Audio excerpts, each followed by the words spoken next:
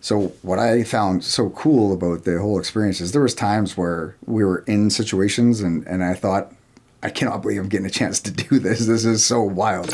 This video is brought to you by Ice Warrior Tactical, Carcajou Tactical, and Grey Fox Strategic. For 10% off your next purchase with Grey Fox Strategic or Carcajou Tactical, use code DA10.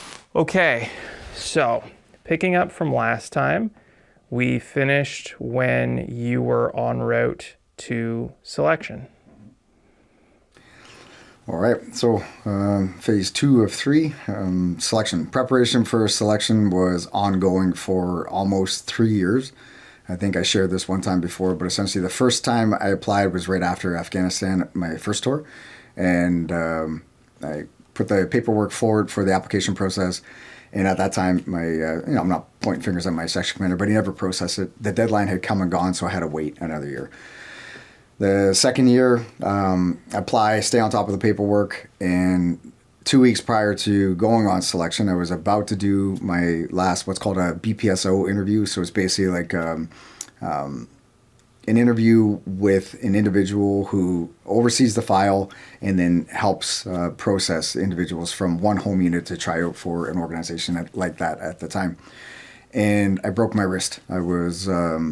Used to mess around, race on ATVs when I lived in Winnipeg. I was out and about. I rolled my bike and I broke my wrist.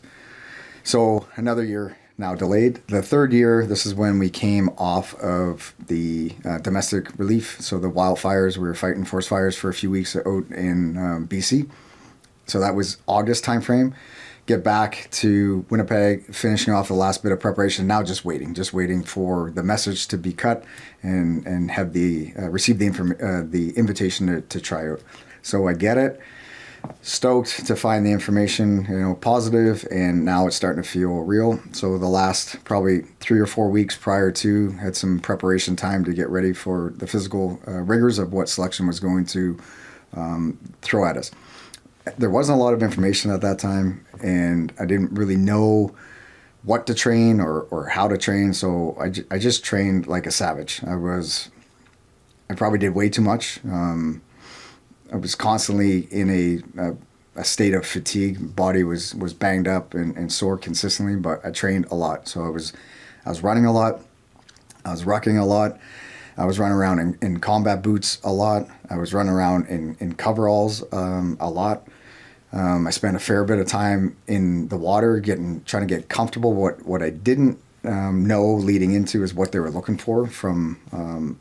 we knew there'd be a water phobia. We knew there'd be a height phobia. We knew there'd be a confined space phobia. But what it looked like, we didn't know. And we still don't really know to this day. But I spent time in the pool doing things that I probably shouldn't have, like lap swimming and lane swimming, when really I should have got comfortable with treading water and just getting comfortable with holding my breath under the water. So I did as much as I could with the information that I had, and I trained like a savage. I was running a mile and a half consistently between 7:30 and 7:45 on a consistent basis. I was able to pump out sets of 50, 60 push-ups. I was able to pump off 20, 25 pull-ups. Like it was really fit, and I was ready to go. So I get the message. We're off at that time, selection was ran in the fall. So it was fall 2003 on selection. And, just performing as best as you could. The way that it unfolds and the way that it comes at you is fast. So a lot of information fast, a lot of physical exercises to put you in the red. To see if you're able to think clearly, make wise decisions while you're at a physically fatigued position. So the rigors of selection were as difficult mentally as they were physically and emotionally, but I was able to get through it. So confidently going into selection, my mindset was very much, they're either going to have to put their hand on my shoulder and tell me to go home, they don't want me, or I was prepared to... And I say this kind of jokingly, but subconsciously, seriously, I was willing to go as far as it could. And what I said to myself is, unless they're resuscitating me on the table and bringing me back to life, or they put their hand on my shoulder and tell me I've got to go, there's no way I'm not finishing. So the no quit mentality was deeply embedded into my why and why I wanted to be there. on selection, day 1 quickly blends into day 2 and day 3, and I think it was probably at the midpoint of day 3, I think, if I'm not mistaken, there were a few of us from the 2nd Battalion PPCLI who trained and prepared for selection. Some of those guys that were training together and helping each other and supporting each other, they got selected for either Serial 1 or maybe Serial 2 or Serial 3 or Serial 4. So we kind of got spread out, but most of us were all on the same serial, which was good. I think there was like 8 or 9 of us that were all training that year in preparation for selection. And I think on our selection, there was probably 4 or 5 of us that were on the same one. And one of the guys, who was a great dude, I got a ton of time for him. He went on to do great things in the Canadian Armed Forces, CSOR, and other elements. He was sitting beside me at one point. I think it was close to the end of day 3. And just out of the blue, he stood up. And I saw him kind of putting his things together and stuff. And I kind of looked at him, and I was whispering, like, hey, man, what are you doing? What are you doing? And he just looked over his shoulder and said, good luck, buddy. I hope it all works out for you. And then he walked away and never saw him on the rest of the selection. So he removed himself. And that was the first time on selection where I watched him remove himself, and things started to enter in my head. I'm like, oh man, like, this guy's super fit. He's checked out. He's squared away. He's a good soldier. I've worked with him. I know what he's capable of. I'm like, what the heck? What's going on? But at that point, like, as it entered my head just as quickly, I tried to segment that and kind of put it on the shelf. And I knew I'd run into him at a later time, and we would chat about it. But right then and there was not the time to dwell on it. But where I'm going with that story is watching him leave and kind of pull his penny off and remove himself from the process. When it entered my head, I'm like, oh shit. Well, yeah, I mean, it's tough, and maybe I don't have what it takes. Maybe I'm underperforming. All these things went through my head in about 30 seconds. And maybe I should come back another year. And in that same breath or in that same thought process, I kind of quickly shook my head. I'm like, what are you talking about? Like, man, he's going to be okay. I'll see him again later, but focus on what I need to do right now. So that was the only time during selection where it even entered my thought process. And then I was kind of mad at myself for allowing it to enter my process. And at that time, I didn't know anything about sports psychology. I didn't know anything about understanding how to navigate and cope with stress. It was just something that entered my head. But I remember it very vividly.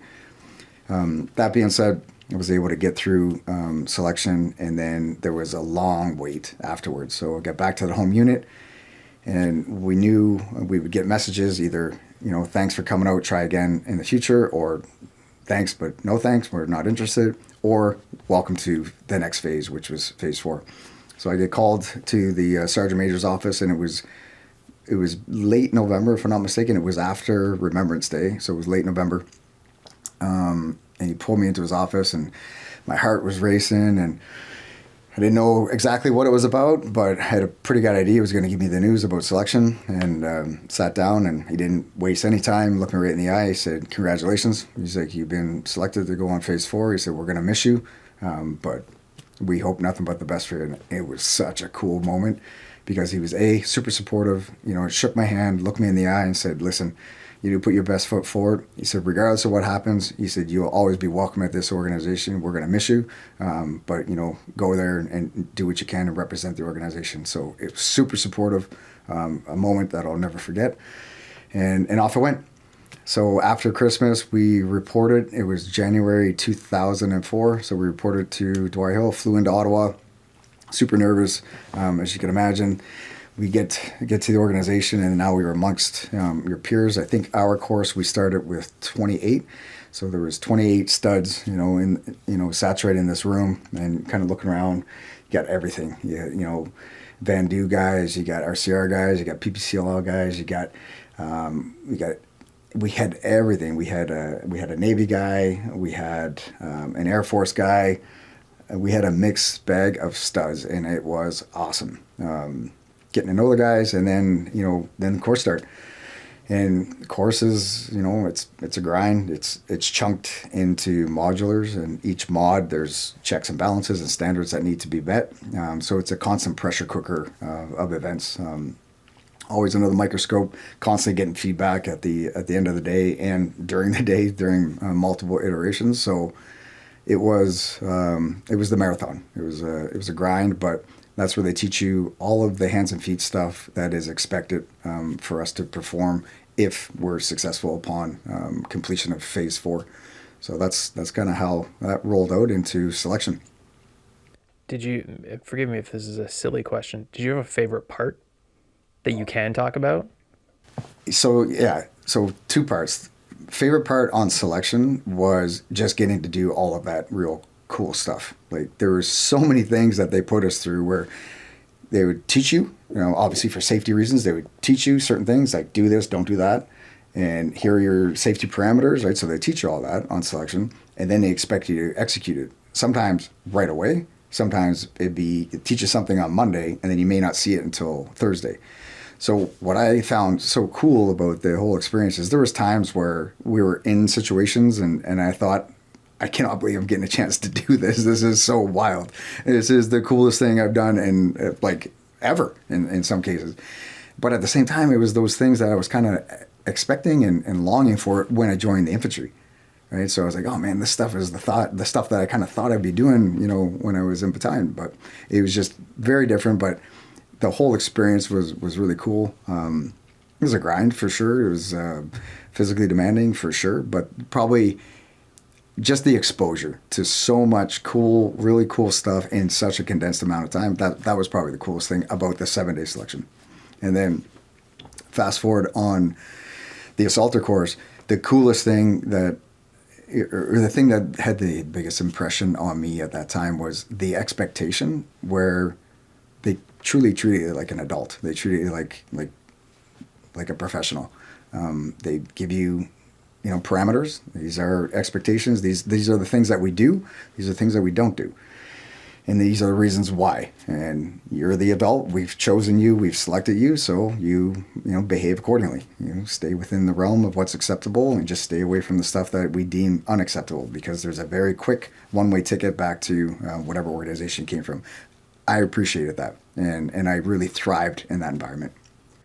So from a timeline perspective, if a candidate is successful through JTF2 selection, are you basically immediately onto SOAC, or is there like a layoff period kind of? Good question. Yeah. So some people will finish selection. They successfully finish the 7 days, but they may not have been selected. The reasons are different. Sometimes it's maybe a personality clash with the attributes that they're looking for. Some maybe going to be invited to try again in the future. Maybe there's something that was demonstrated on the first selection where, the staff and the cadre deem this individual is close, but they need just a little bit more maturity time, for an example. Or it could be a performance thing where, it's one thing to get through the 7 days of selection, but it's another thing to get through and perform. So they're expecting guys to perform, not just kind of turn their brains off and gut through it, which some guys are wicked smart. They're wicked tough, but they sometimes are unable to put the two together, where they're just grinding through it physically, but maybe underperforming, or maybe over analytical and thinking a little bit too much prior to running whatever station or stand that is expected of them, where they maybe underperform based on the fact that they're inside their own heads, maybe over analyzing what it is that they're being assessed for. So that being said, you can get through selection, but maybe not get picked up. And that's not a slag on the individual. It doesn't make them less of a soldier or less of a man. They just need maybe a little bit more time or a second evaluation. So once you get through it, then there's basically a vetting process. So they'll kind of go through the files of the higher performers, and then those guys will get selected to go on phase 4, which is the assaulter course. So what can you tell us about the assaulter course in terms of like duration and what's entailed in it? Sure. At that time, I think it was 8 months.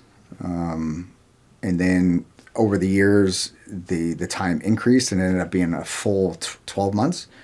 Now they made some adjustments. They condensed a few things. They were able to just make it a little bit more efficient. And they were able to cut out not the training and the standards, but they were able to cut out some of the white space. So delays between one phase to another, for example, they were able to shave a few days here and there, or they were able to combine what they're assessing on one or two assessment criteria, maybe on one modular. So they were able to condense it. So now I think it's at 10 months, I think is what it is. I could be speaking out of turn, but during ours, I think it was about 8 months.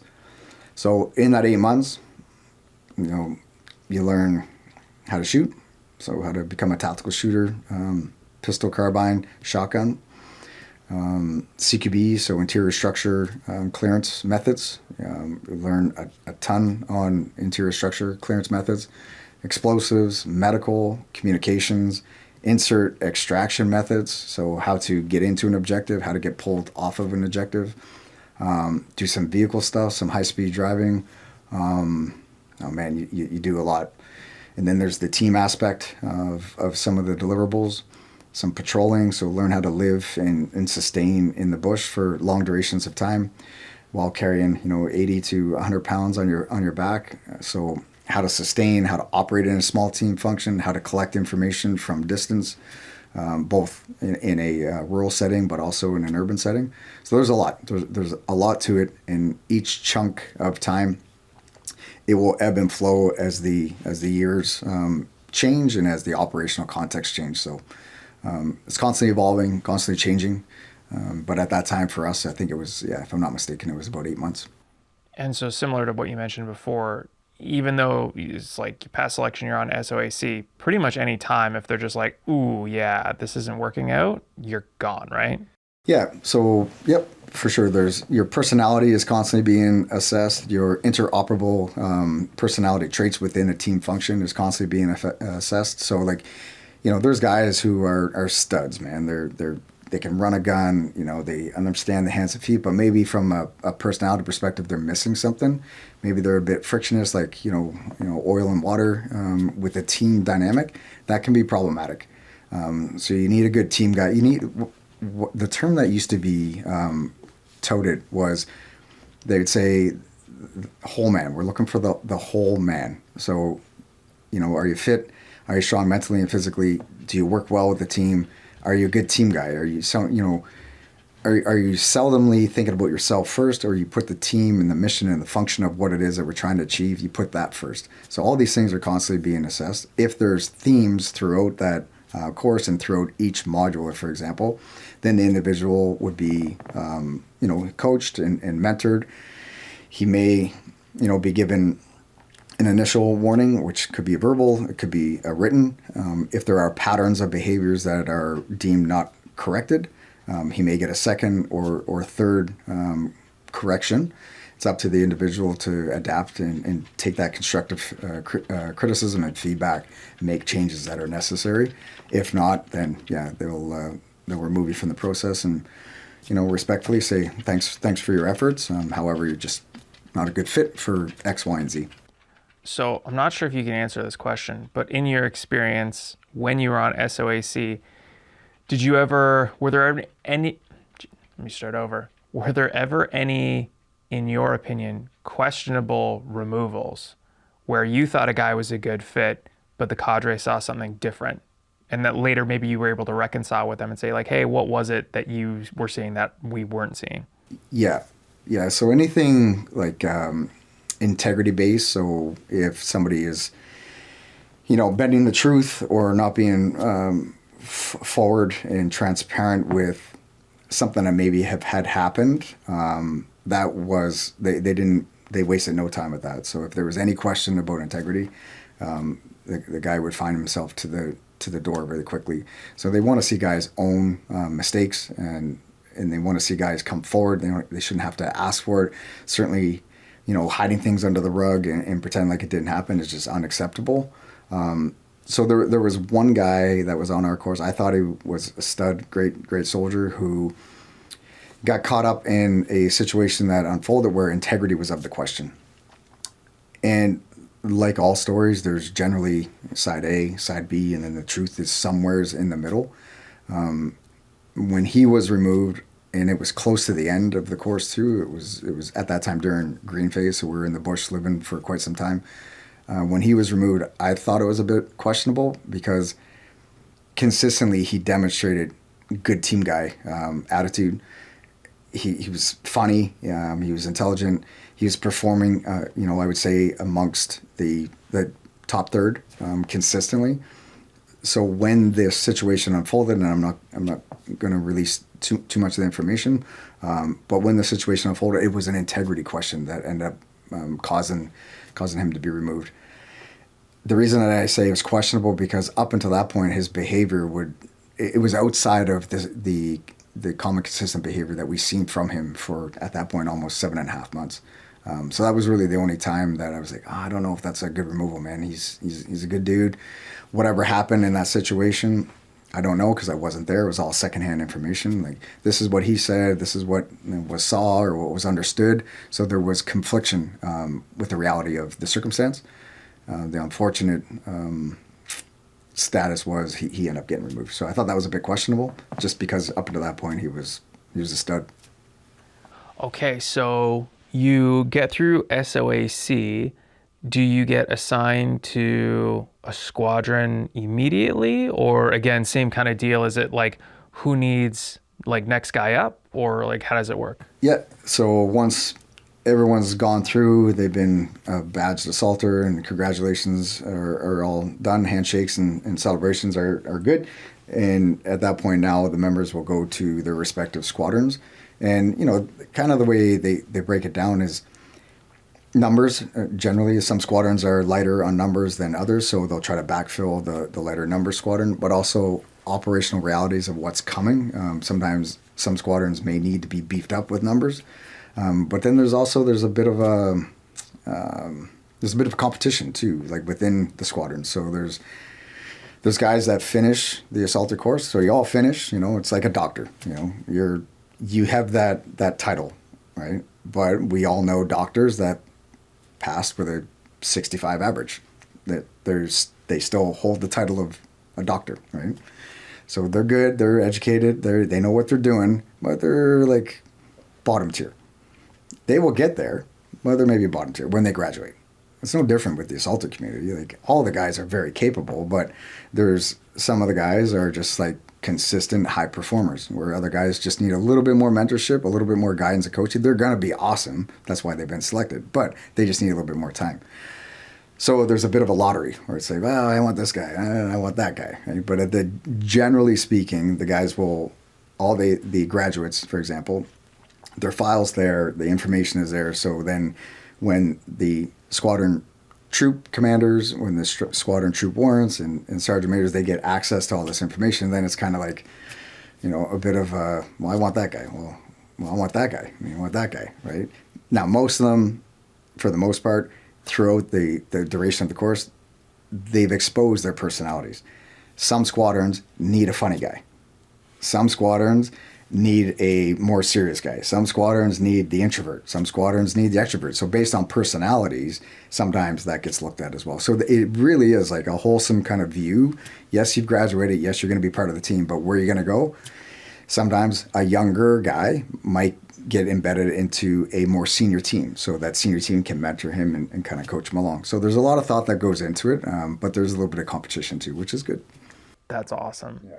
So what was your experience like coming out of SOAC? Are you like completely like mentally and physically wrecked coming out of SOAC? I would say physically kind of beat down a little bit, carrying a rucksack for so long in the last portion. You're not in the gym, you're not running, you're just carrying a rucksack. So you're conditioned differently by when you graduate. You're at that point, like that phase, the way that it unfolded was, we did the green phase kind of last. So all the bushcraft stuff. So carried a rucksack a lot. Body was definitely beaten up and broken. But once we graduate, I think we had a couple of days to sort out some administration stuff, and then we were back to our home units to kind of clear out of our home units. So we had, I think, 4 or 5 weeks off. All the out clearance stuff was all happening. All of the admin stuff was happening, and then it was, welcome to the team, and that was really cool because when I started with 2 squadron who went into an IR role, so immediate reaction, which is basically anything domestic or abroad that has of Canada's interest. That was their mandate for that phase. So I went right into IR squadron with a lot of senior guys that were awesome, great personalities, great mentors, great coaches, guys that just, they took you under your wing and they wanted to see you do well. But the new guy mentality and then, the rookie on the team, that is a thing. And there was a lot of pranks played, and there was a lot of, just silliness that would happen on a pretty consistent basis, which kept it light. But it was fun. It was fun because you knew as the new guy, you're like, yeah, that shit job that nobody wants to do, yeah, that's your job. And it was kind of like an unknown, unknown, I guess. It was like a cultural acceptance. Like, yeah, certain things need to get taken care of. That's less optimal. The new guys would be on it, and it didn't take much for the message to be clear. Like, hey, that's my job for the next year until somebody tells me otherwise. I'm going to be doing some of those things. So it was good, very welcoming, but at the same time, very humbling. Were there any pranks that you can share with us that maybe happened to you? Yeah, so we used to kind of have like a birthday tradition, where it came from, and I'm glad it kind of went away, but like guys would take beatings, like birthday beatings. And my birthday is on Halloween, and this one particular Halloween, we had some snow, we had some slush, it was cold, and man, the boys wrapped me up, and my legs were taped, my arms were taped, and then they dragged me outside through a slush and mud puddle, giving me Charlie horses and punches in the shoulder. I'm like, what did I do? And then, everyone takes their turn. You get a kick or a punch or whatever, and a laughter, getting, whatever spilled on me. And then I'm just left in this slush puddle. And then I'm trying to get my hands unbound. I'm trying to get my arms unbound. And it's cold. And I remember like shivering, and I think I was in just pants and a t-shirt or whatever, completely soaked and messed up, bruised and banged up. And 5 minutes go by, I'm still fighting with it. 10 minutes go by, it's quiet, I'm in behind somebody's vehicle, and now I'm thinking, if this guy forgets about me, he jumps in his vehicle and backs over me, I'm like, I gotta squirm my way into the door here. So I remember coming around the corner, like squiggling my way around the corner, and then finally the doors open up and guys are laughing. They dragged me inside and cut everything off my hands. But yeah, that was a common prank. I don't know if they still do that or not, but that was pretty common. So can you speak to like what your day-to-day kind of was, given what you're in an operational readiness standpoint for immediate reaction? Is your training different from another squadron's? Yeah, so each squadron would have a different responsibility. So, for a certain amount of time, you're the IR squadron. While that's happening, another squadron might be responsible for anything out of area. So deployments overseas, for example, they may be responsible for that. And another squadron might be in what's referred to as rest and refit, but it's neither rest nor refit. It's more like backfilling holes that need to be filled. Or if guys are maybe in need of a surgery, they may plan for that cycle, where they can get fixed up, and recovery time is planned for. So yeah, that time when you're on IR, do a bit of a workup, but really while you're in that position, you're constantly training and working up for the inevitable that might happen. So we spent a lot of time doing CQB, a lot of time with gas mask and NBG work at that time. We traveled a fair bit. We used a lot of different training sites throughout Canada and down the States. We did a lot of explosive force entry work, a lot of team dynamics. So it was pretty consistent, where when we were in Ottawa, you might show up to work, 7:30, get a bit of a workout in, 9:30-ish, give or take. And then training would start at 9:30, 10 o'clock. So we would do a segment of training. Maybe we'd be on the range. Maybe we'd do some CQB, take a break for lunch, and then the afternoon segment might be something completely different. Maybe we're building charges for a future iteration that's going to happen in a week or two. Maybe we're doing some medical training or communication training. But that was typically the battle rhythm for, a Monday to Friday if we were in the area. Not a lot of waste of time. Actually, no waste of time. If there was a training venue available, or white space, as I don't like using that term, but white space in the calendar, it'd be filled with something. So there was constant training going on. While this is happening, offline, we've talked about like CQB training and what that looked like for you through SOAC, and then afterwards, are you aware, are you self-aware of your skills developing? Are you feeling it and seeing it when you're doing training, where you're like, shit, I am miles away from where I was a month ago even? Oh yeah, for sure. So picture the timeline where we spent a lot of time in the bush, then graduated, then went on leave, and then came to the squadrons.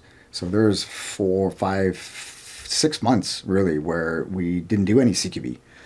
And we didn't do a lot of shooting either. We did some shooting, don't get me wrong, in green phase, but not close range or CQB style shooting. So when we started to run with the squadron, these guys move so fast. Their decision making and their ability to fill holes was happening so fast. I felt like I didn't belong. Yeah. For a couple of months, I felt like, oh man, I have a lot of catching up to do. But the guys were awesome. The more senior guys knew that, and they recognized and considered the fact that we're going to need some time to get polished, and we're going to need some time to figure out the way that the squadron operates. It takes time. So they gave us that time, and they gave us plenty of opportunities to get those repetitions in, to brush off the rust or polish the boots.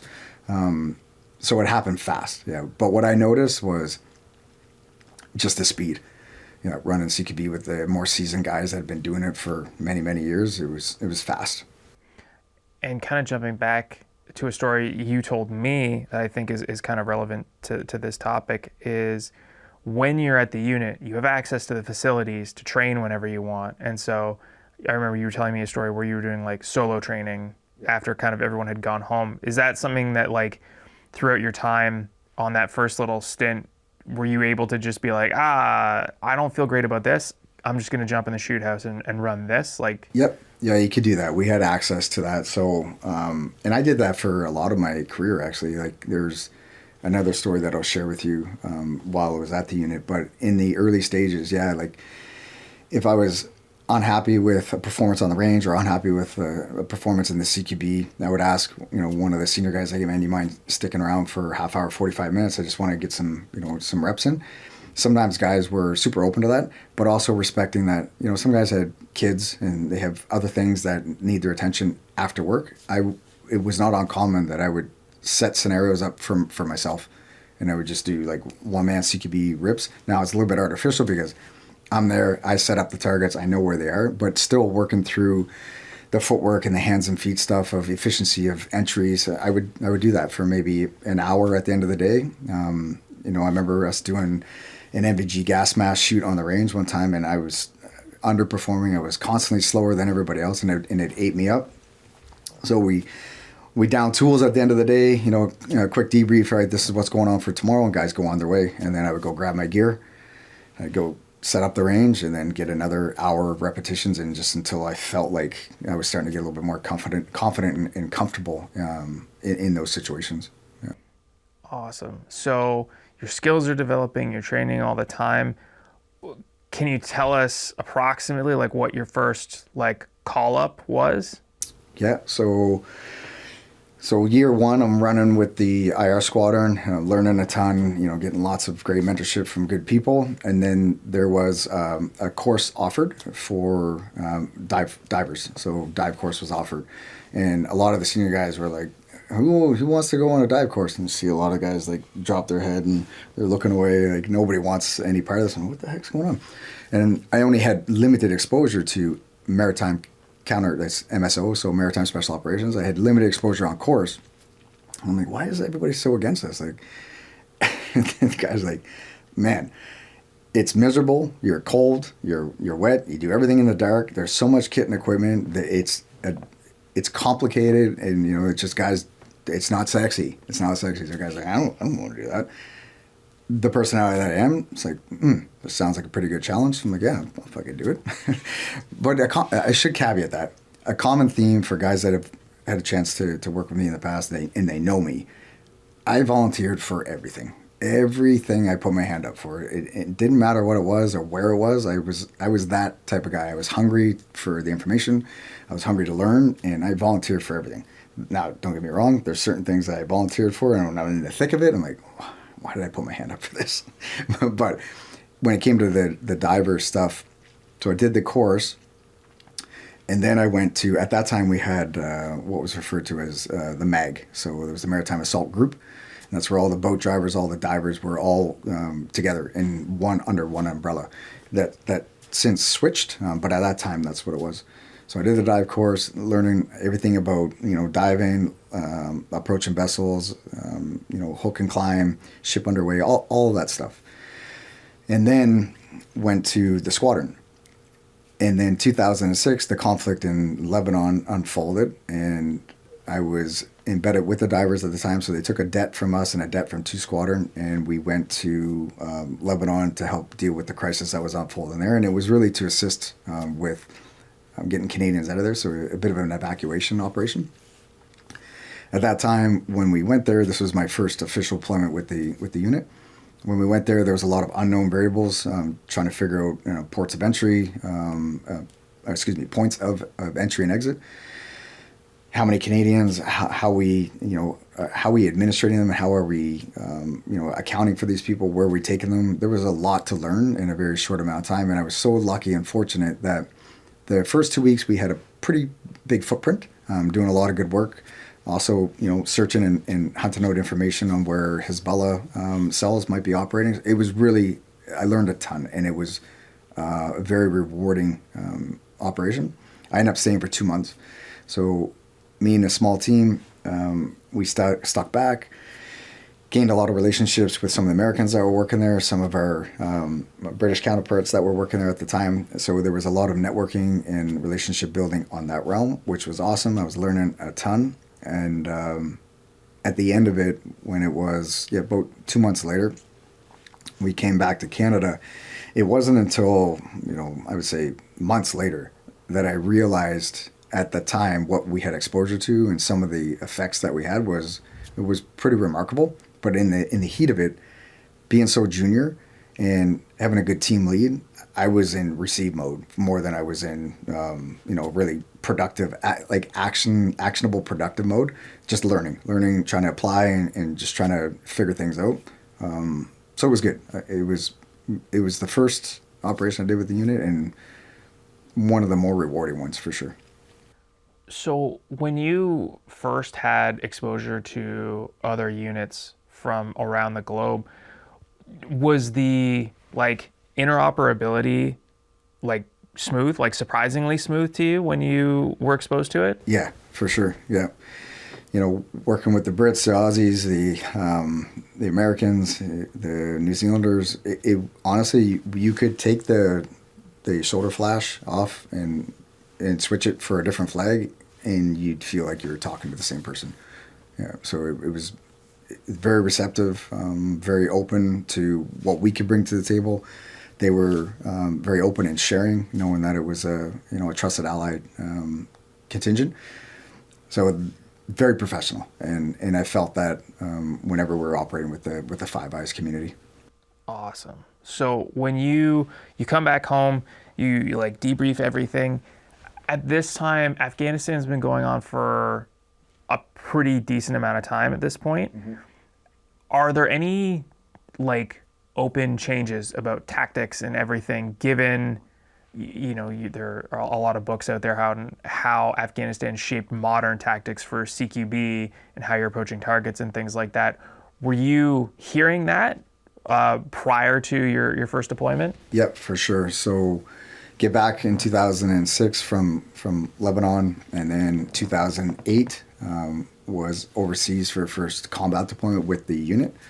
So super excited about that, and leading up to it, for sure, the guys that were on the ground were constantly given feedback on changing TTPs and certain methods of approach or entry were being modified and adapted modernly, consistently. So not major changes, but minor enough to get your attention and minor enough to be important. So that was consistent going on for years that went on. So my first deployment in 2008 with the unit, first operation was awesome. I took pretty good notes, but not all. I tried to capture wave tops of each operation that I was part of, who was on it, what did we do, who were we going after, little things like that I knew I would forget about and kind of lose along the way. So I took pretty good notes, but to be honestly, some of the missions just totally forgot about, didn't capture it. But my first one I won't forget, because it was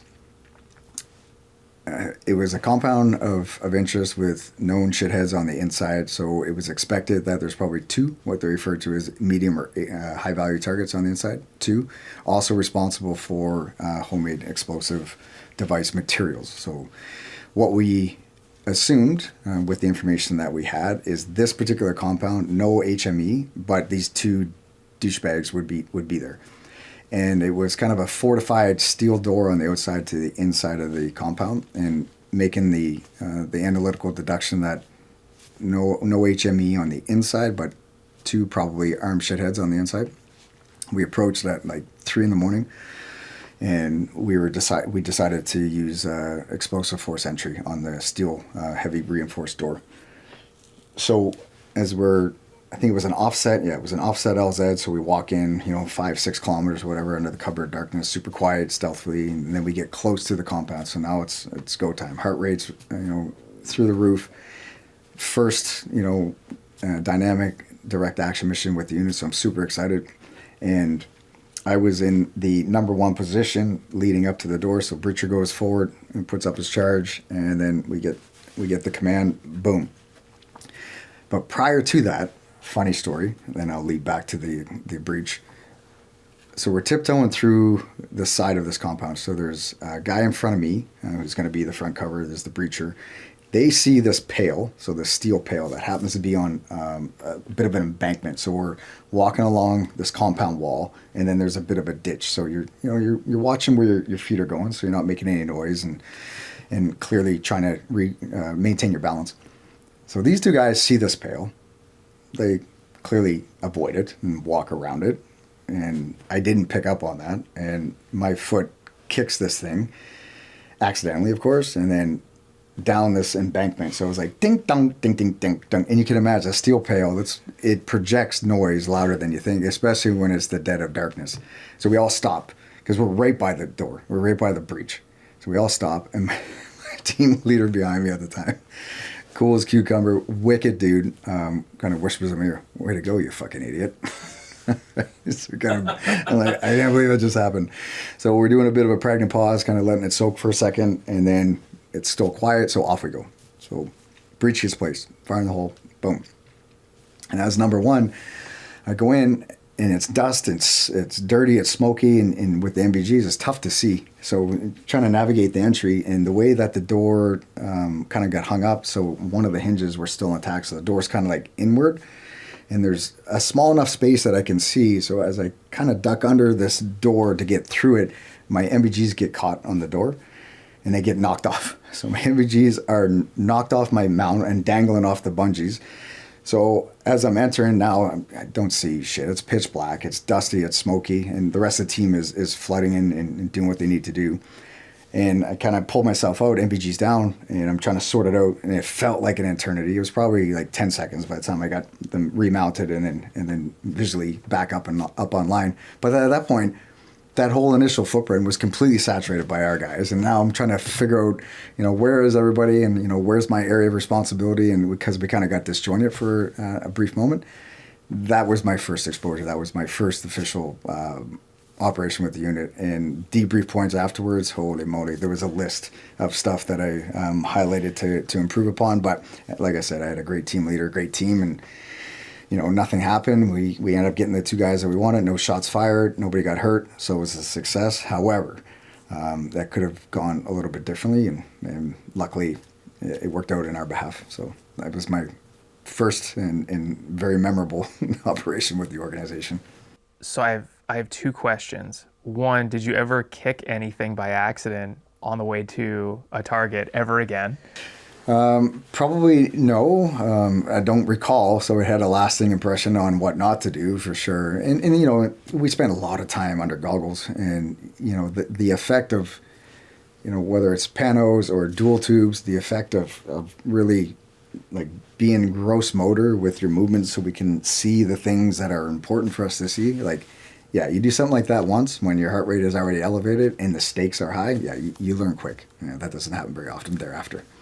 So my second question is, going back to before that operation, One of my favorite things in like movies, like action movies, military movies, is like the prep scene, where you got like music blasting or guys like loading out all their gear and shit. Like that's like really cool. And we've talked about this before, where everyone's kind of different. Yes. But for your first time out, what was that like? Yes, amazing. And just the fact that you asked that question, it makes the hair on my neck stand up. Like, you're right. Everyone is a little bit different. Some guys would have, their own music in, whatever. They're listening to their own thing. They're prepping their gear. They're doing what they need to do. Some guys are working as a team, just to ensure that, whatever it is, that team function piece of equipment is, it's taken care of. Everyone's kind of doing their own thing. And what kind of got me jacked up was I wasn't really listening to music, although it was playing in the background. Guys would have, something, rock and roll playing or whatever. I typically drowned that music out, and what I was drawn to was the noises. So the Vastex buckles being clipped, and the and the Velcro being reshaped, and those noises, and guns being loaded and ready.